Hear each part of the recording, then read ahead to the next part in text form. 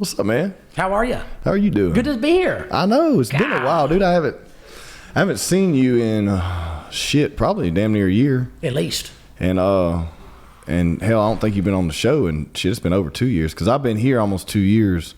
And last time you were on, we was under the bridge fighting homeless folks and chasing rats, running from roaches. Well, that's why I hadn't been.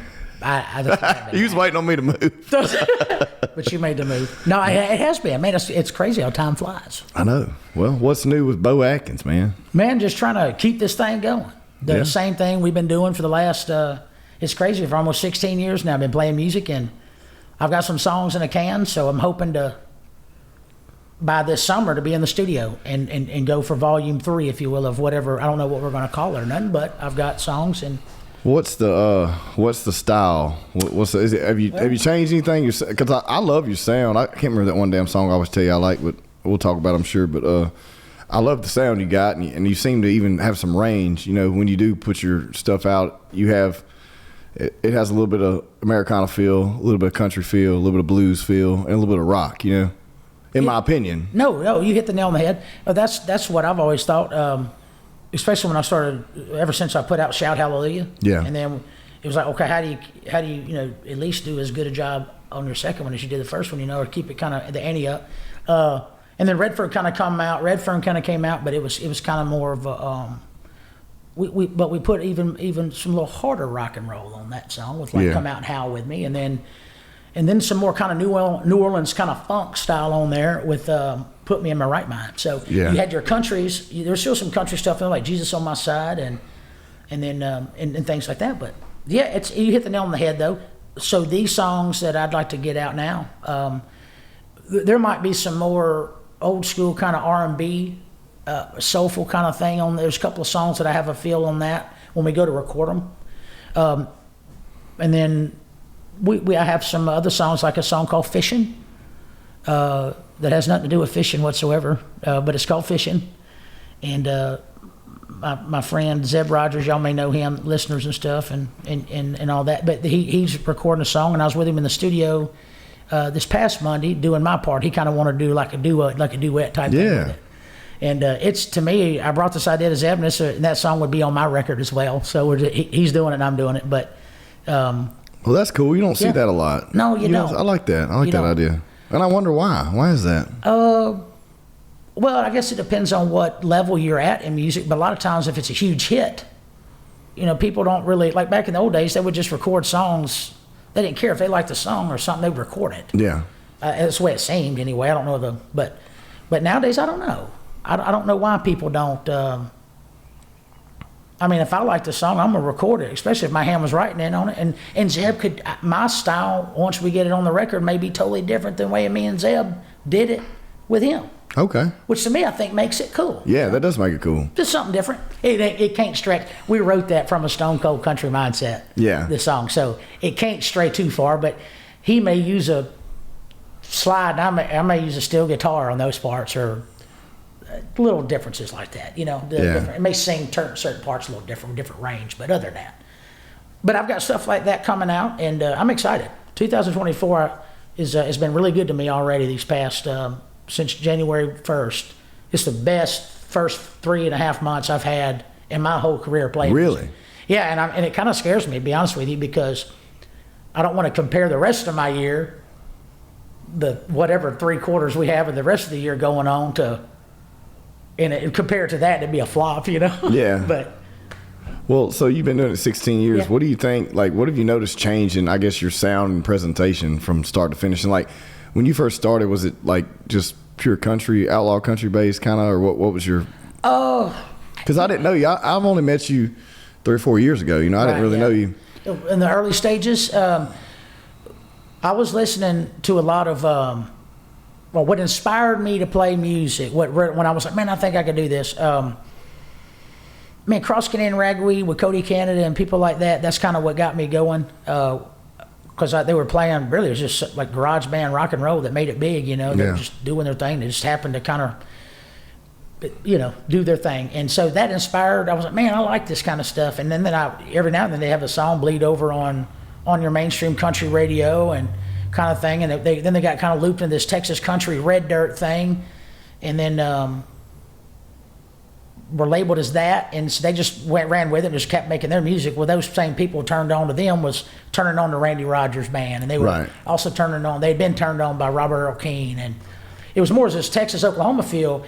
As I started doing my own records or recording my own music, it kind of went more to a true take the country out of it, and it's just really Southern music. Yeah. From Southern rock to, it could be R&B, soul type. And of course, you've heard some of our gospel songs and things like that we've done, but it was really just kind of more of a Southern, not so much a Texas label type. Gotcha. Be one of them. It was kind of just more true Southern, I guess. Does that make sense? Yeah, no, I mean, it makes complete sense to me. More Leonard Skinner than... Right. My question just was like, I didn't really know you when you got started, and I didn't know, like, what style you started playing, and then how you transitioned a little bit, but you seem to still touch a lot of genres now, you know what I mean? Yeah. And, well, what happened was when I first got my first opportunity to record, like, Shout Hallelujah and work on those songs and really shape those songs up to being something that could be a hit if somebody else sang them, or if I sang them, whatever, not saying that, you know what I mean, but prepare yourself for that. And with those songs, it came out as just like, it's Van Morrison meets the 2020 or 18 or 15, whenever I put that record out, Shout Hallelujah. It was a lot of that kind of on there. Like this Van Morrison type feel to it, to a bluesy feel, soulful feel, R&B-esque type album, And then we had like Winfield Woman on there, which is pretty much like a country song, really. Yeah. I mean, that's basically what it is. And then you have Can't Let Go of You and things like that. That's my favorite one. Can't Let Go of You. Dude, I love that damn song. Stuff like that. Compare that to Winfield Woman. Those are different songs. Completely different. But when you put them in the album together with all the other things, everything is able to blend together. It is weird, though, because a lot of albums you'll see released, and they have the same, like, tempo throughout. You know what I mean? Like this, yeah. And yours don't, which is cool. You know what I mean? Because you can go any direction. I work hard on that, and I take pride in that. So I thank you. I'll take that as a great compliment. That was been the whole goal. And if you listen to some of those cats that I like, and people from the old school, they would do that. I don't really care to be labeled as country, but I don't mind it either. Yeah. I don't care to be labeled as rock and roll, but I don't mind either. I don't care about any label. I just want to make good music. And if the song fits, it fits. Well, isn't that interesting, though? Because I'm sure even in the past, like since you started, how much the industry's changed so much. Because I guess you were coming into it right when the get your CD sales was kind of going away, and the digital streaming was coming out, And even before, that was still downloading digital. You weren't still streaming from these services yet. No. It wasn't like everybody could get on Pandora or no shit like that. Right. It took a while for something to come out where you could get Apple Music and Spotify. So sure. That transition had to be interesting. Like, did you scale up like with a plan, and then as this stuff happened, you're like, oh shit, I got to change trajectory on what I'm doing. Well, I'll tell you what, I think about what you just said more now, because I don't know. I remember downloading songs off of Napster. Yeah. Okay. Yeah. And it was free. Yeah. And then things kind of went on, and I guess the laws kind of started catching up with technology in the country and things like that. And then then it started going to these kind of more downloadable platforms where you pay $1 or whatever it was a song, like iTunes or whatever it was. Man, I've never downloaded one song on iTunes ever. Period. I never had even an iTunes account. My music was put on iTunes, and I expected everybody else to buy it if that's the way they wanted to listen to it. Right. But what's changed now, though, it's such a loaded question. The thing is that, like at live shows and stuff, CDs still sell. That's crazy. Well, it's something tangible. Yeah, that is cool, though. Something even more than that is vinyl records. Have you started doing those? I was going to ask you if you were going to. I'm in the process of getting those done now for Shout Hallelujah and Redfern. And I'm in the process of getting those made. But those things, man, sell. And the crazy thing about records now is that they're kind of like a conversation piece. Yeah. Because especially if there's like a cool album artwork on it, you can like have that on there like you would a magazine. Do people really read the magazines at the doctor's office? No, but it's something they can kind of kick their feet up and look at, Yeah. Well, the record, a cover of a record is like that as well. You know, look at it like that. So whatever to get people to buy it, plus you can charge like 3 times the amount you do a CD for the record. Yeah. And you get it. So to answer your question straightforward, I don't know how to really answer it. I mean, I pay attention to it more now that I'm more business savvy within this music biz thing, which is forever always changing and stuff in the day we live in. But yeah, it is a different mindset, and you got to be able to adapt. I think that's what I'm trying to say. No, I mean, I completely. I think it, depending on, you talk to some people who have been in the game for 30 years, and they've seen. Oh, I'm sure it's a shell shock. Right? But then you see someone who starts around the time you said you start, which is mid 2000s, and like the transition of how that entire industry has worked since then, what I mean, and changed. And what's crazy is how people, not even with albums or records or even streaming, it's the social media sites. Yeah. Like, it still blows my mind. Call me old, I don't care, but it blows I don't know how people do it. I don't get it. I'm not hating on nobody for it. I do not understand how this happens. They can start putting songs out like on TikTok, and next thing you know, they have like all these followers and stuff, and like they're getting all this recognition off of it. Mm-hmm. And I'm like, what about the last 16 years? Yeah. I didn't have one song that was worth a damn. Yeah. Well, it's just. I think it's just strategy, man. It's strategy. Some people, especially younger artists or any kind of younger content creator coming up, it's like being born in it. We've had to change our ways and adapt, whereas someone born in it, that's all they know. They just seem to operate in it easier. That's you hit the nail on the head. That's exactly what it is. Because, okay, I'm pushing 30, I'm 37. So I remember there not being no internet. Yeah, me too. Did I play music when I was young? No, not at that age. No, absolutely not. But I was around music a lot. And I remember buying cassettes or buying the CDs or whatever at like Walmart or the radio disc jockey store in the mall or whatever it was. Well, now you don't have to do all that. So, and then people find all this music on crazy stuff and on different platforms, and it is wild. I guess for like people like me and you and other people our age, in our age generation or age group, it's something that we had to kind of like relearn all this, because the good old boy just working hard ain't cutting it no more. You know what I mean? You got to be able to, just because you have the talent, you got to really know how to get it out there. And like you said, it is a strategy. Yeah. There's people that sit at home and do this every day. Well, that's all they do. That's all they do. They're not out gigging and sitting in the corner trying to make some money. They're just creating content after content after content. And then if you think about it, if you're creating 100 pieces a month, you're more likely to hit than creating one a week. You know what I mean? This is true. And that's something a lot of people seem to think. That a lot of people have an entitlement of, well, and I'm not saying you, I'm just saying in general, like in my industry, anything, they're like, well, I've been around for so.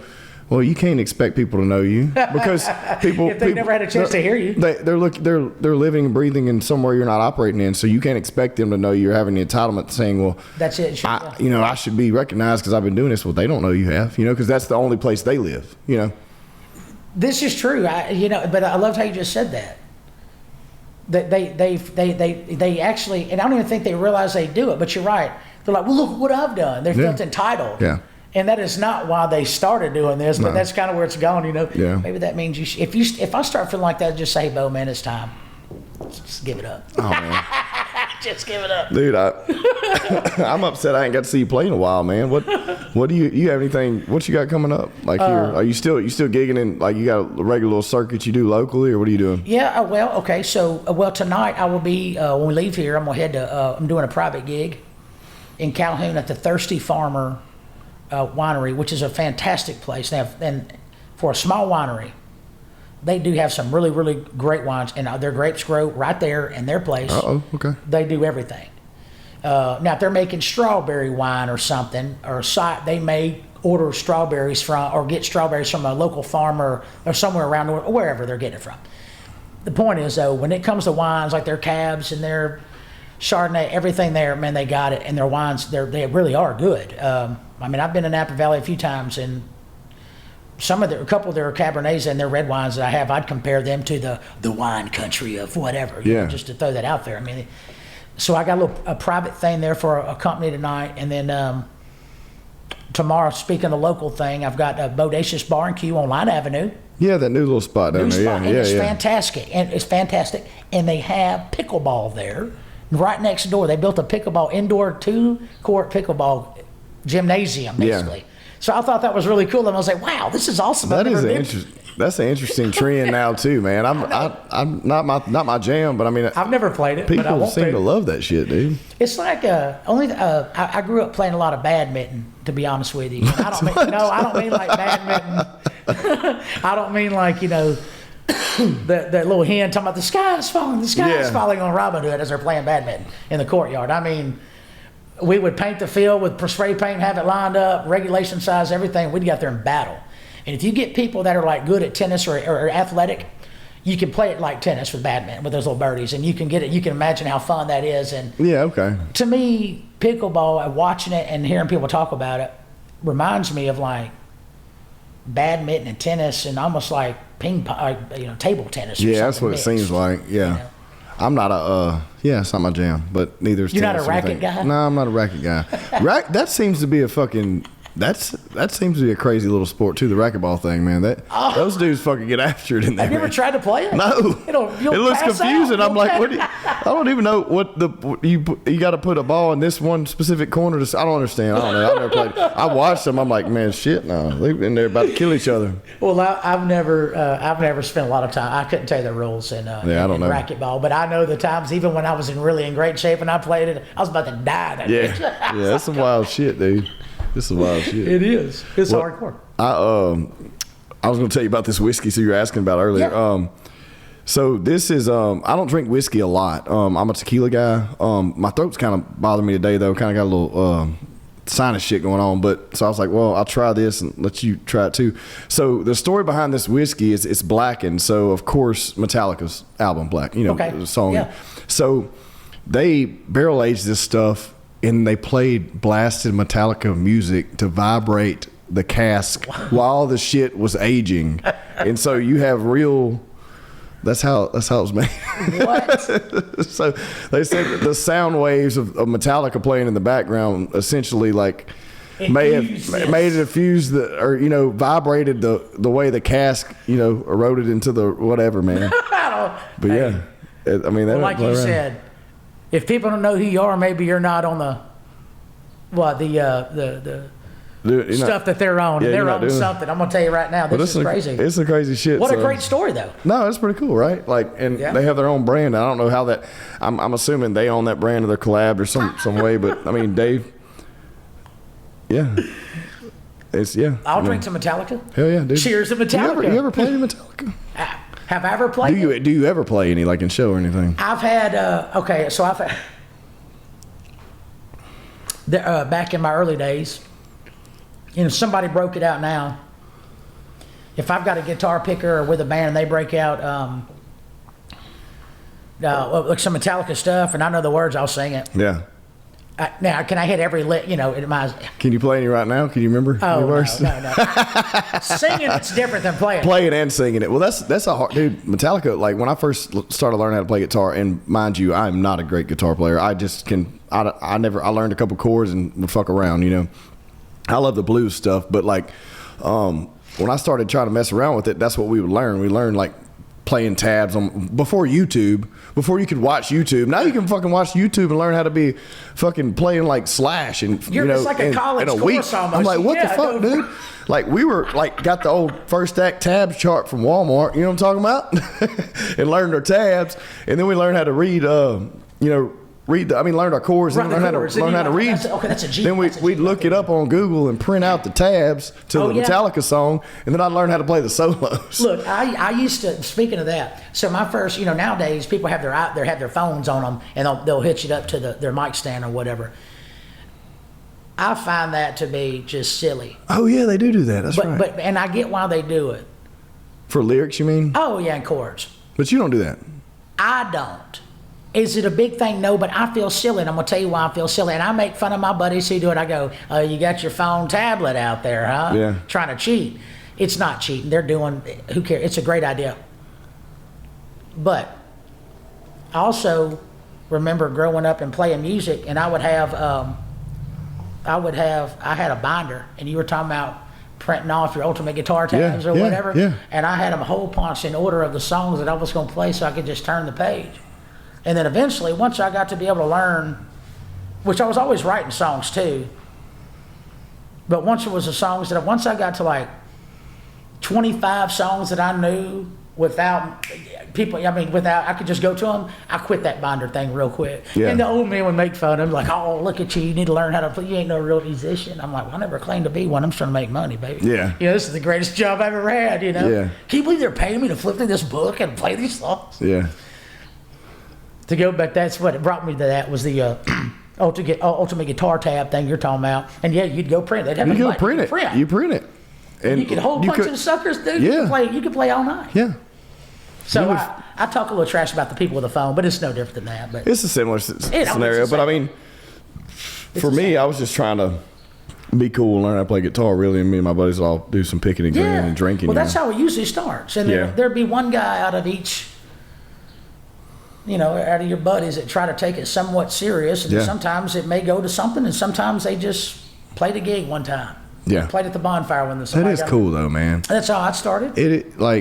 It's something like when you go to a party, you're like, oh, there's that one son of a bitch that always wants to bring the guitar out. That really is not that good, but it's different whenever you're like, oh shit, so and so. Hey, Bo, you got your guitar on you? You know what I mean? Like, it's different. It's different. It's different, and but I mean, you got to start somewhere. Everybody starts somewhere. You know what I mean? That's how it starts. Just like anything else. Now people ask me that, I'm like, I'm not even bringing my guitar. Yeah. No. But if Bo's coming to hang out, hey man, go get your guitar. No, we ain't doing none of that. Yeah. Well, I mean, you're saying you're cutting a new album. So what's it looking like? Like, do you have any music you want to play that you got maybe, or that a new song you wrote maybe, or something? Let's see here. I bet let's see if we were now that you said not wanting to bring a guitar out. Yeah. This is different. Okay. This helps all of us. But Bo ain't coming out there just to play for your buddies. Yeah. Let's see here. Let's do Fishing. Let's do it. My brother Zeb Rogers, we was recording this song. We wrote this song together. I brought this idea to him. I said, Zeb, now I'm going to warn you, I want this to be the most countryest song I've ever written, and truly mean it. So I hope we give it justice here. And I told him, he said, what do you mean? What kind of style? I mean, what era are we talking about? He started trying to get on. Oh, we get like real specific. Yeah, I was like,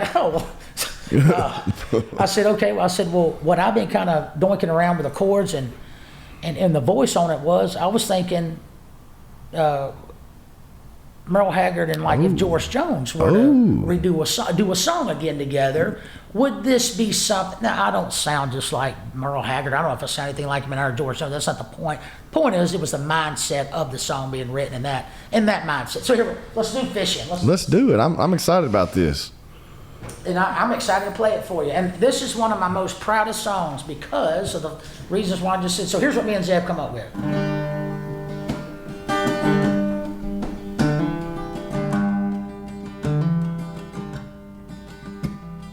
Cold drink sauce down in my cooler. I got my old favorite rod and my lure. Yeah, I fish out fade dog, 'cause I don't have a boat.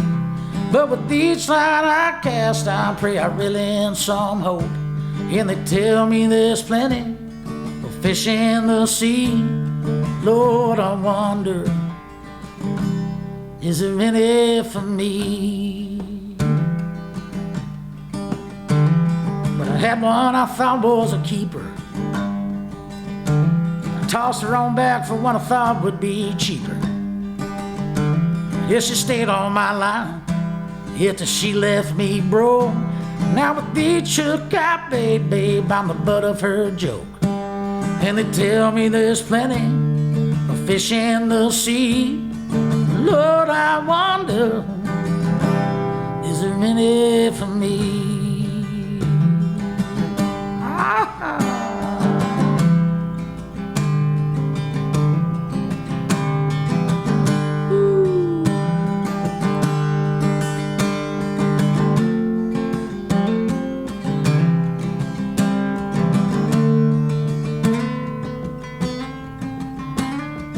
Lord knows I've made my fair share of mistakes.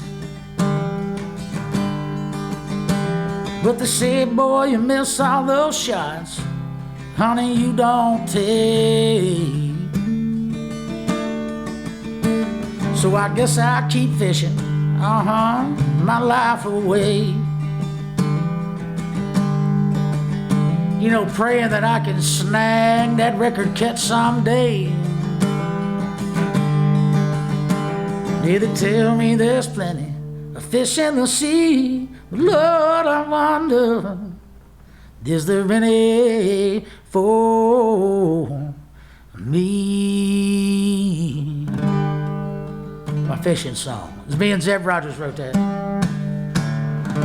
Hell yeah. Yeah. I like it, dude. I like it. But hopefully y'all get that drill, you know, that kind of example I was talking about with the whole, with the George Jones. I like it. No, I like it. It's got your little twang on it, but it's got a little, you know what I mean? I like it. I wasn't know what to expect there. You know? But, you know, I always have this question. Okay.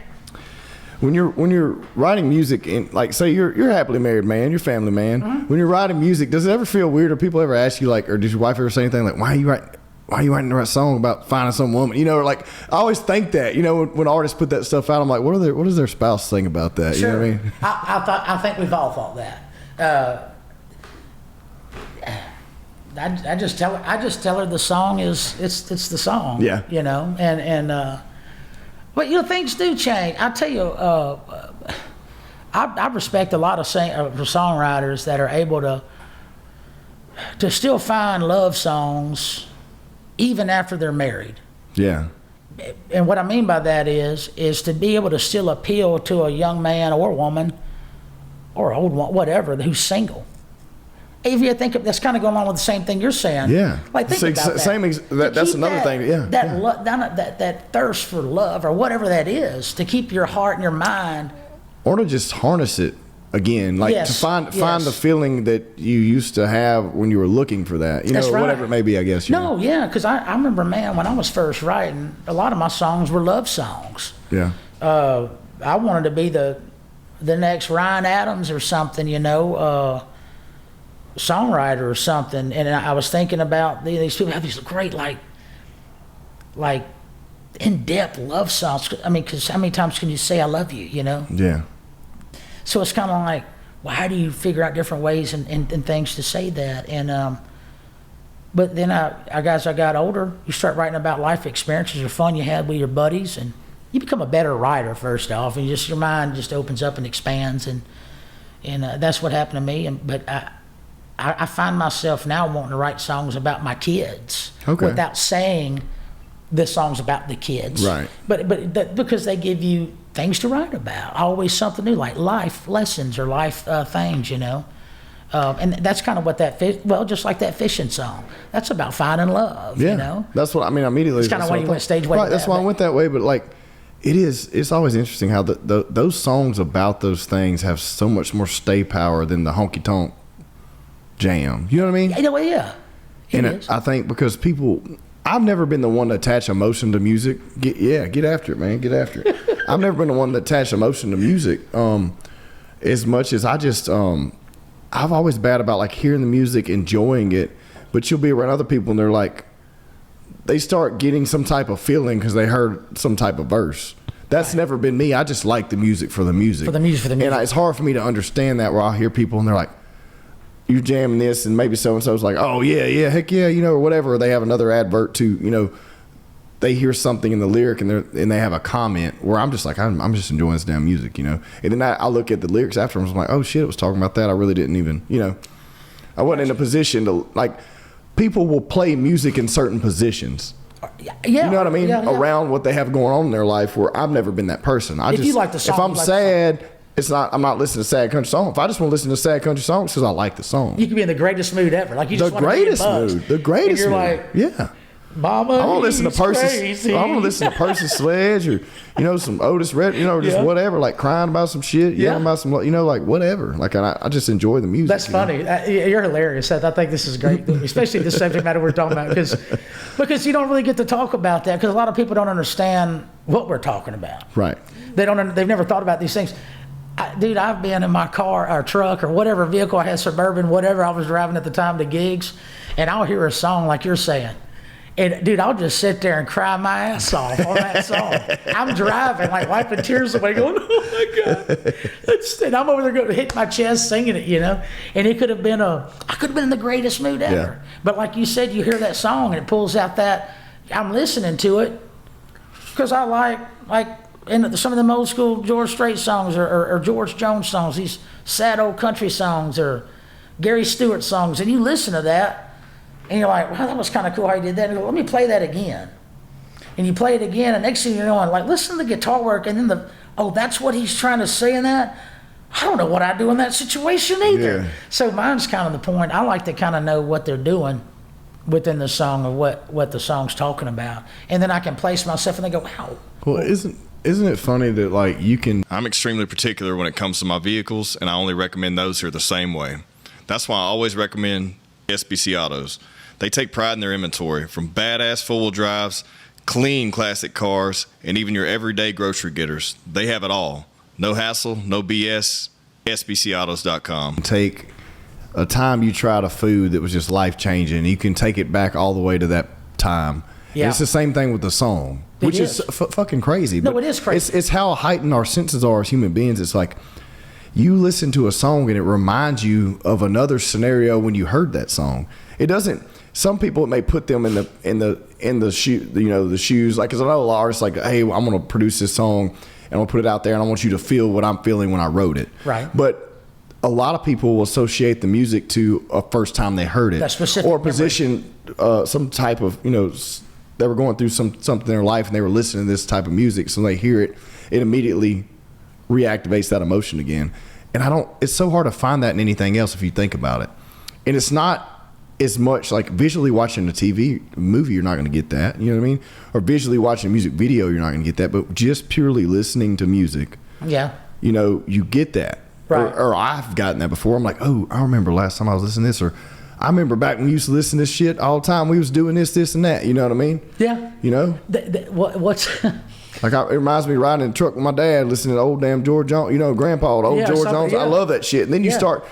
I remember what it smelled like, and it just all these senses. They're attached to your. It's insane. Well, they say music. Well, I've always been told that music is powerful. Music is spiritual. It is that. It creates a feeling. It's what makes you.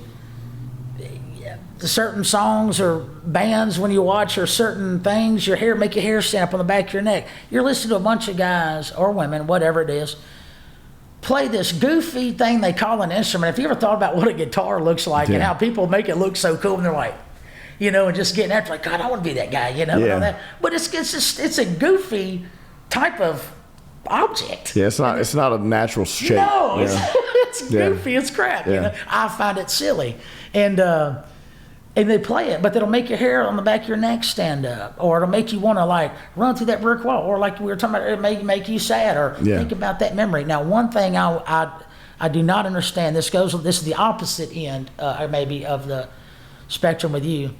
What you just said. When I was in college, I hated math. Yeah. Hated math. And all I heard growing up was, if you're good at music, you can play an instrument to help you with math. You ever heard that saying before? I've heard something to that scenario, yeah. And I ain't the smartest guy in the world, okay, people? But I'm just telling you that I heard that, and I'm sure that y'all have too or whatever. But every time I went to take a math equation, I could never remember the formula. Yeah. Or which where to go, A plus square, B F5, Y amount of 2 and underscore. I'm like, what the world? But if you hear a song, if you hear one lyric out of a song, you can remember every lyric in the whole song. Yeah. You may not be able to remember the song, but once you hear that first lyric come up, you're like, done. Every word. How is it math? Is it crazy that? Yeah, you're right. Why is it? Bigger question is how do we automatically lock those in a safe and don't hear a song for 3 years and it comes on and I'm like fucking Biggie Smalls and I'm just spitting over here like I'm rapping. I'm like, how do I remember this shit? Haven't heard this every word. Like if they take a breath, you're taking a breath with them. Yeah. Like, yeah. I mean, you can't even remember A squared plus B squared equals C squared. You're like, son of a. It's got to be the emotion attached to it, man. I don't know. There's art. There's art. Like, that's why it's art. That's why I think music is. I think I really think it is the best art form ever. Like, it just is. I think it's better than painting. I think it's better than, cooking. Whatever your art, pottery, whatever. Like, whatever. I'm just saying that art is everything, I guess, if you look at it in a sense. It's any type of creation is art, I would assume. But sure, it is. What has more stay power? What has more stay power? Like, dancing, I guess, is an older form of, fighting, dancing. Those are styles of art, but like before that, you had to have music to dance. You know what I mean? You have something to dance to. Yeah. Whether it be just singing or Gregorian chant, something. It's still, yeah. Or even before that, anything. To go back what you're talking about, some people listen to music or do things, or like you see, brought movies or watching a film or something. It's kind of like the older ladies who would read like those. Remember Fabio on the front of the books? The damn all of stories? All the covers. My grandma used to have those books. Yeah, just be thirsting for love, maybe reading the crap out of them books. Read the hell out of them, dude. I mean, my great grandma June was her name. She had. I'm talking about when we cleaned out her garage. We could have made a mint just off selling the books for $1. And Fabio was on every single one of them zombies, but there were just stacks of them. And I remember being a little kid going, "What are these?" Yeah. Like it was like soft porn. It was like, soft porn on the cover. I'm going, "What is this?" My dad's like, "Oh, those are your grandma June's old love books." Yeah. And then my mom was like, "Carrie," though some women sometimes like to read books like that, and left it at that. And I was like, what is going on here? Well, women are far more intelligent creatures than us. So, yeah. Think about it. Like, I don't have the imagination. Yeah. I'm an idiot. Like, you can't put a book in front of me and me get no type of nothing out. You know what I mean? Like, I'm a fucking Neanderthal, bro. Like, we're just Neanderthals, man. They're more intelligent, man. They have the imagination to like curate scenarios after just reading those words, That's like what was that the vampire werewolf craze that what was that? And it was the 50 Shades of Grey. 50 Shades of Grey. I heard of like teenage girls going to watch that movie, and I'm going, if that's anything like I've heard it is, I would beat my daughter if I caught her watching that movie at that age. Yeah. They'd be going with their mamas. I'm like. It was the same thing with the Twilight thing, too. All that, like, the books were a sensation, and then they put it on film, and it was just another bigger craze, Right. But I get excited about any time anything new happens in music. People seem to complain, but there always has been those people complaining. When country started changing, people started complaining. And then what decade are we? What era right, exactly. It's always transition, and as it transitions, the ones who were in the spot, the limelight,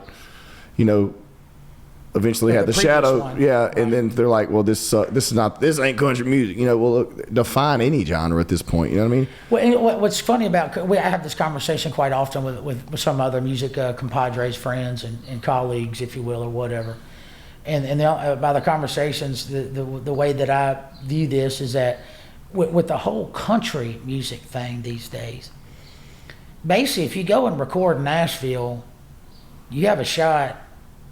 You're going to be on country radio. Country radio has now absorbed all genres. Yeah. Look what Beyonce's doing right now. And is it country? No. But I mean, then what is country? But that define country because it's been through so many things, Right. I think it used to be because of instruments, the type of instrumentation, the style of music that was behind it. Yes. Wasn't necessarily the words. Right. Because if you can apply the same words to any genre and change the background and you can make any song. So it's definitely the music. If you look, you give me a good old steel guitar, and I think a three-piece band. Are like, that ain't country. Then but think about it. That was only in a short era of country. Right. You know what I mean? Like the whole grand scheme of things, right? Yeah, but I mean, for a long time, they rode that. That's a 30, 40-year train there. At least. From what the 50s, 60s to the 90s. And the 90s kind of started coming out a little bit more. You had Randy Travis and all those guys kind of keeping it going, But I mean, he released what? What song was that? My fact checker. It's his birthday today. Someone cut him some slack. But I know he had a hit that you wouldn't think was a hit in the late '80s. That was still implementing stuff like that. Wow. What song was that? Is it Deeper in the Holler? I believe. Maybe that one. My love is deeper. Yeah, I think it was something like that. Yeah. But anyways, I mean, some of those style had good stay power. But you know, and I name drop this dude all the time because I fucking love him. Charlie Crockett, man. I don't know if you listen to that stuff. Yeah, and I don't mean to go on a country like escapade here because I know that's not your forte. No, you know, you do everything, yeah. But I don't know, man. I just love what he's doing back, like bringing back that old rhinestone feel. You know what I mean? Yeah. Steady, like. And he's consistent with it too. Yeah. And that's, to me, that's what makes him cool. A guy like that is that he's consistent with. He's not worried about keeping up with nothing else. He's doing what he does. Yeah. And people have obviously applauded him by being fans and him having a big enough fan, making a career out of that kind of music. And that there's been people that have done stuff like that, but you know what excites me about him? You know, if you go to one of his shows, you have a 70-year-old person in the crowd and an 18-year-old person in the crowd, and they're both the same level of excited to see that show. And that gives me goosebumps because you don't get that a lot anymore. You don't. Think about it. You either have one extreme or another. Yeah. Like I went to a Stevie Nicks concert one time. It was slam full of lesbians. It was a great time, but they all like were, flowy dresses and, a lot of weed in there, which is cool. But like you didn't have a wide variety of audience. Right. You know what I mean? It's still a great time though. I mean, amazing time. Sure, I mean, sure. to be able to see any of those type of artists in real life and they can still perform, like I'm all for it. I'll go see anyone. I'll tell you another band. You take bands like Stevie Nicks is one of them, but you take another band like Creedence Clearwater Revival. I've never seen them. Well, the thing is with them is that you could take their music and play it now. And it don't matter what race, ethnicity, color, how long your hair is, short, what age, sex, don't matter. You've heard their songs. Yeah. And you'll know that you may not know every one of their songs, but you'll know that you can take any age still today in 2024. You start playing a song, and some kid will go, "Well, I've heard that." But if you ask them, "Well, I've heard," they've ever been exposed to any kind of music, whether it be through commercials, TV, something, movies, whatever. You've heard of Cletus, you've heard one of their songs. Yeah, of course. And that's one of those bands too that I think are just. Golly, man, like they're American like icon. I mean, they truly are. Whether people view them like that, to me they are because of that, simply that. And what you said with the whole Charlie Crockett thing, he's able to kind of gather that whole mix of age groups together too. Yeah. It's new to the young people, but it's old to the older people. Yeah. And that's why they love it. That's what's cool. Yeah, it's like we're reigniting something that we miss. Yeah. And this is a new sound to me. Exactly. Yeah. On the same level, which is cool. And you get that a lot with the old rock and roll songs now. Well, no, man, I'm excited to see you though. Every time I see, it's so fun now because I've been knowing you since I was single and I got married, got kids, and me and the kids and the wife will go somewhere and I'm like, oh shit, Beau's playing, and we just get excited, man. Everybody likes to be there, and it's so funny because you have like this little cult following. Yeah. You go with it. Like anytime you're playing it, and it's regional. Like, because you'll have a cult following at this restaurant or this venue. So they're like, oh, Beau's playing. We're going out tonight, whereas they won't go out any other night, but they know you're playing, so they'll come out. That's right. And that is cool. And look, sometimes I have to sit back and really, how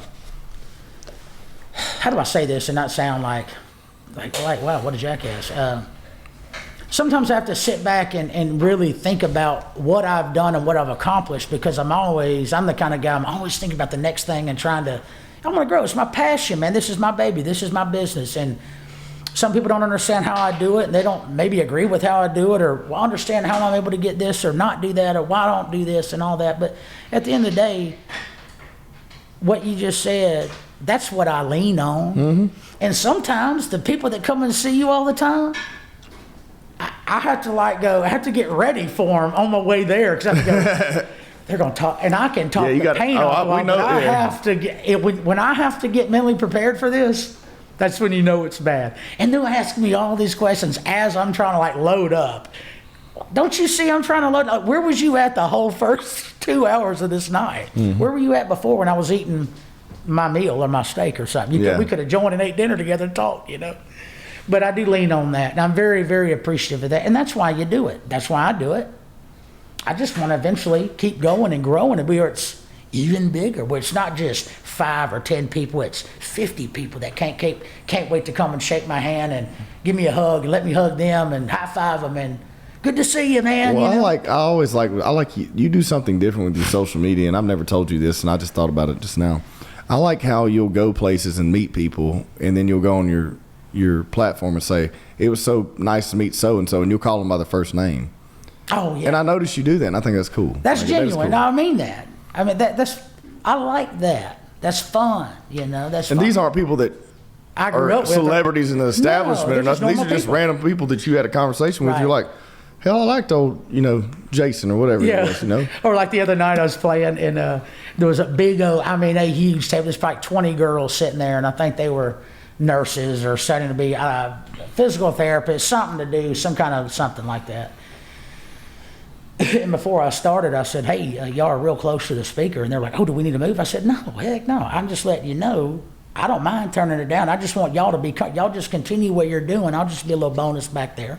And hope you like what I'm playing. I'm so glad I met them girls. Well, so after the night, we all took a picture together. And there was one guy there that was dating one of the girls. He's the only guy there. So in the post, I tagged one of the girls, and then I said, hey, thank y'all for being there, man. It was a pleasure to meet y'all, kind of thing. And I said, y'all, you and your friends. And I put, I couldn't remember Zach's last name or nothing. So I put hashtag God bless Zach for putting up with all that. I mean, because that's the post I saw. Oh, that's the one you say you're talking about? No, I do that all the time. Because to me, it's funny. Yeah. And I hope they get the same sense of humor out of it too, because I enjoyed it. But I just saw him sitting there. I've been in that position before. Around all your girls, and you're like, oh my God! Well, I think we might be letting in on like a marketing secret here, but I think it's genius too, because think about it. There's so many times somebody maybe just be passing through and stop somewhere, or maybe they're not in the same area they always are in, and so they maybe just go try a place one time, right? And you happen to be playing there. Well, then maybe stuff was going on. And they were like, damn, it sounded good. But they were having a good time with their friends. And they didn't really investigate you. And so they just going about their life. Well, now you can remind these people, hey, that's who I was there, kind of thing. Not just, hey, I'm playing at so-and-so tonight. Well, only the local people are going to see that. But what about the after effect? That's right. Well, to me, that's in any business. I mean, because I've always thought about what good is it for me to come and play at one place? I want to know, what am I doing 6 months from now, or let's just say 3 months from now? Yeah. I'm worried about that. Are those same people going to come if they come back through here? I met a couple one was from Missouri and then one was from like Kansas, and they were traveling nurses. They caught me play about a month ago. I think they're living in, I think they're basing out of Monroe now or something. They're living there, they're traveling nurses. They got about another month or so to be here. They've come and they've about every other week, they'll message me through social medias, different social media, Facebook, Instagrams, whatever. And they go, hey, Beau, where you at this weekend? Well, I didn't have to play past that time I played till, but I did it for them because I knew they were enjoying it. You're not one of those fellas either that it's 9 o'clock and you get up and pack up. No. There's a lot of guys that do that, especially the guys that have been doing that forever. Oh, they're like robots. Yeah. But you can pay me all the money in the world to play in front of 2 people, and what good does that do? None. There was 2 people there. It ain't always about the money necessarily. It's about how am I able to interact with individuals there, and so they'll remember, hey, that Beaux Atkins guy's a cool dude. And not just a cool dude where it makes me feel, but like, hey, that's a good dude. Well, he's a good dude. He's entertaining. And he can play the music truth that night. He sang good, and he had quality songs, and stuff like that. That's what inspires me to continue doing this for the last 16 years, and hopefully do it to the day I die. I mean, and not have to worry about making money necessarily to pay my bills when I just keep doing what I'm doing, and it just keeps working. And you just have a constant little circuit going. That's right. And you're not trying to chase a record deal, but one falls in your lap or whatever. I'm sure by all means. Yeah, I've never cared. I'll say this right now. And this is not that I don't like these people. I don't care about being Luke Bryan or Garth Brooks status or Elvis. I never tried to be anybody other than myself. Hey, how can I believed in myself, and then through playing music, people go, hey man, you sounding really good. Hey, you're getting better at this, or hey, I love that song you wrote. I've been at places before where they've requested songs and I don't even know how they heard them. I've never recorded them.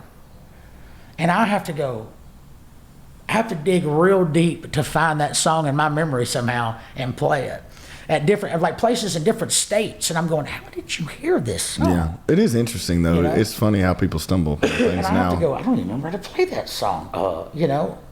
but that's why you do it, or that's why I do it. I want to be Delbert McClinton. You know, I'm one of the people like that. People that have cult-like followings that go out and play, do their thing. They do what they do, and people love it. Well, you're not trying to conform to anything. No, I'm just trying to make good music. I have a serious question. Go ahead. When you do these PSAs in your library, I have a serious question. Are you in your boxer shorts? Are you that comfortable you're sitting there in your boxer shorts? Not all of them. I try to make it look kind of like a news anchor. Yeah. I may be wearing flip-flops and board shorts underneath. like a Zoom call. Yeah. But up top, I might have a jacket on. 100% business. 100% business. Business up top, and who gives a crap on the bottom, you know? No, that's a great question. No, I always see you doing those videos in your little library. I'm like, this motherfucker looks so presidential in here, boy. Giving a little update on the market of where he's going to be next week. Yeah. You know? I know, and what's so funny, so I've been trying to think of how to make those videos, and I'm gonna get better at them with different things, because I got a lot of ideas coming to me now, and I remember them. So there's certain things. I have a bunch of weird objects that I've accumulated through the years, and so what I wanted to start doing, I did an interview one time with the KTBS, and the Times got on it too. It's been years ago, and I had this china cabinet behind me. Yeah. And I put like a box of Fruit Loops and Lucky Charms in there. And just to see if somebody would be looking in the background and studying this video or this interview and go, is that a box of Fruit Loops? And somebody did, they commented and said, is that a box of Lucky Charms and Fruit Loops in that china cabinet? I was like, yes, it is. That's a vintage box. Yes. I got that in but I got some weird 1994. objects though. I have a lot of funny, like, what are those things that people put whiskey in? They're called not a canteen, but the canner. The canner, yeah. Decanters. I've got a couple of them that sit up there, and I try to make sure they're like labels are out, you know, where people can see them. Yeah. But I've got one that looks like it's got Danny Boy written on it, and it's got a music like Irish thing that it plays if you hit the button. But inside of it, you take the head off. He's like holding a pumpkin and smiling. Almost like a gnome or something. And but you pour the whiskey in there or whatever. I always try. He's always there. But I have a bunch of stuff that I found like out of the trash or stuff that I've got. Like the neighbor had a garage sale or something. I go just snoop around going, man, what they got over here? This been a weird house. Let me go see what these people have. And then I find these weird objects. I'm like, $5. They're like, yeah. I'm like, done. So this will be my next big video. You know. So I need to do a better job of displaying that in each video. You did. I got excited because you were one of the first ones to do it here locally. Whenever COVID hit and y'all couldn't play, and you did them little live jam sessions, on COVID. I was like, I'd be at the gym and I'd turn that shit on my head. I'm like, I'm gonna watch Beaux. I'd talk shit and request a song while I was at the yeah man, whatever. Now I'd go home and get to drinking and hang out there on there with y'all. You know, like it was like I was there. Still playing. Yeah. Hell yeah, dude. Yeah, those are fun. Yeah, those are fun. And I try to do them now, but it's kind of like, well, if only 2 people are going to watch them now, what's the point of doing them, you know? Yeah.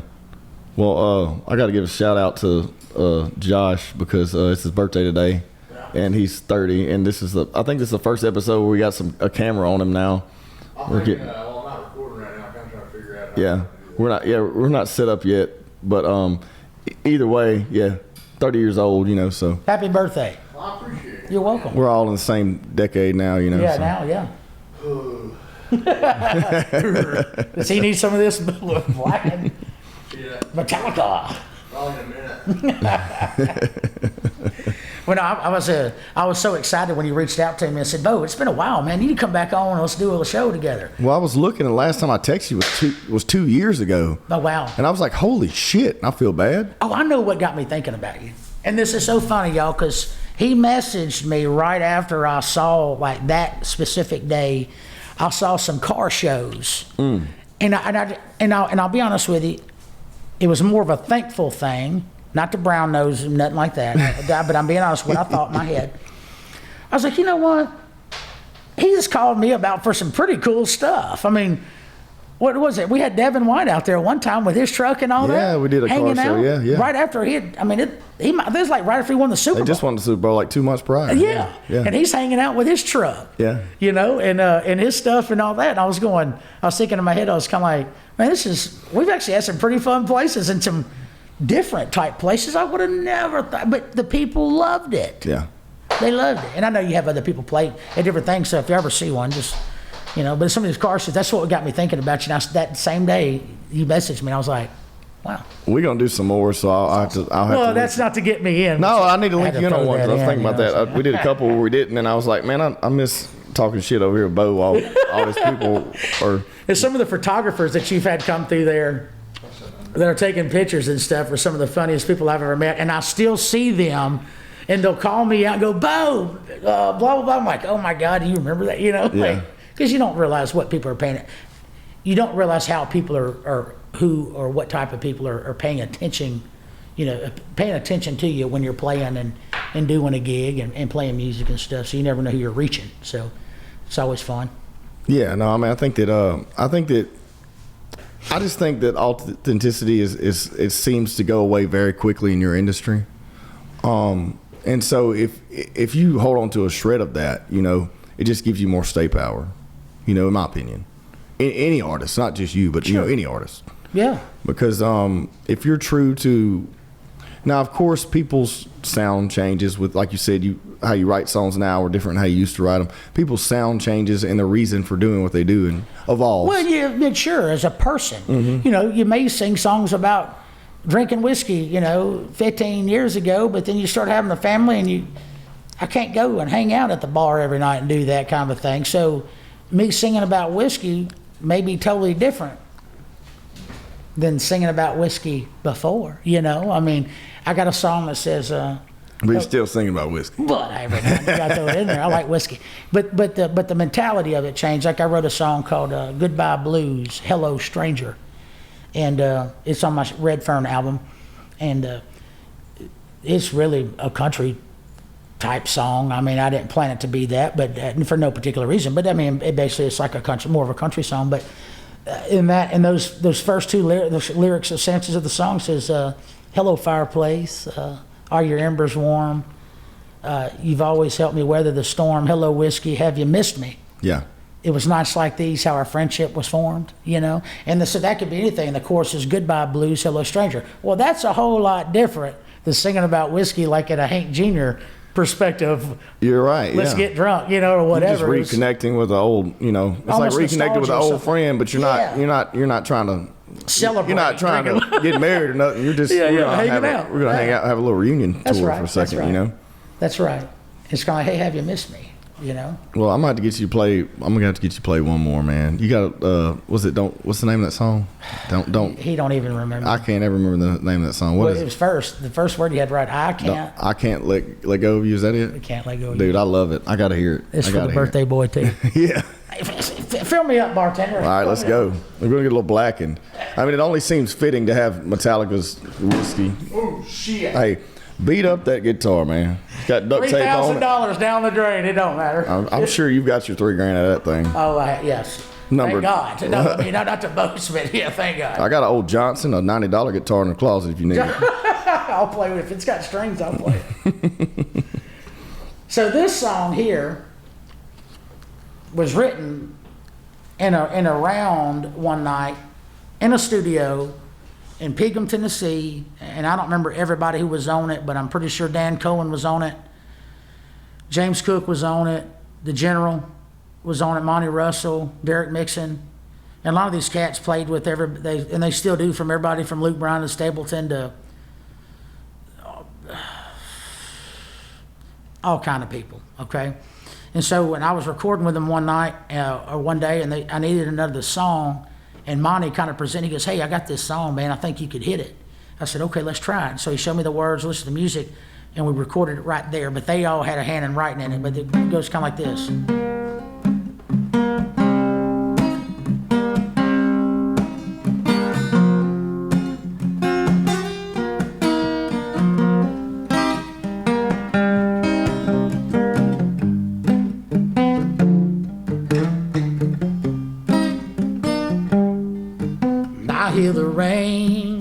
outside my window. I hear it thundering through the sky. I hear every sound this house makes since you told me goodbye. And I feel a chill in every shadow as it follows me through every room. Ooh, you may be gone, I'm all alone, but I can't let go of you. I spend my nights and days hopelessly crazy.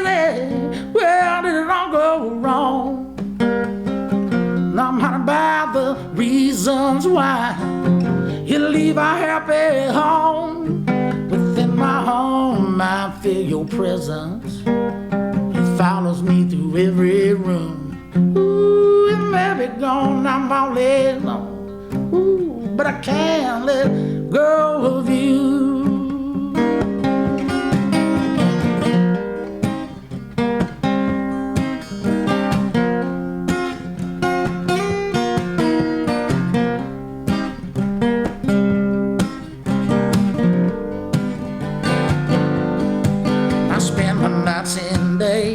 Hopelessly crazy, where did it all go wrong? I'm not by the reasons why you leave our happy, happy home. With my suspicion and apparition. Ooh, there's girls drifting through my room. Ooh, you may be gone, I'm all alone, but I can't let go of you. I'm all alone, but I can't let go.